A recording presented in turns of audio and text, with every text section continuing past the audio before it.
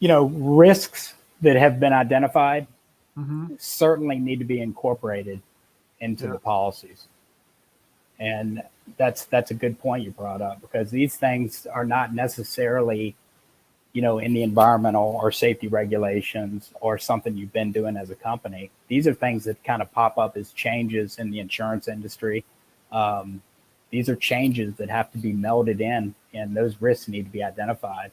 Some of the larger organizations have a risk assessment, kind of either internal practice, or they have consultants come in and do risk assessments to identify those things that are medium to high risk that need to be managed. How do we manage those risks? Well, we put something in a policy to manage those risks. We make it a requirement to take a certain step to offset or mitigate this particular risk.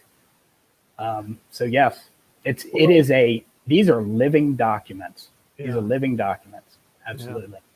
Well, and I think a lot of organizations have seen the parallel of risk analysis with insurance carriers, and also the environmental impact and with compliance, and then bringing those two together.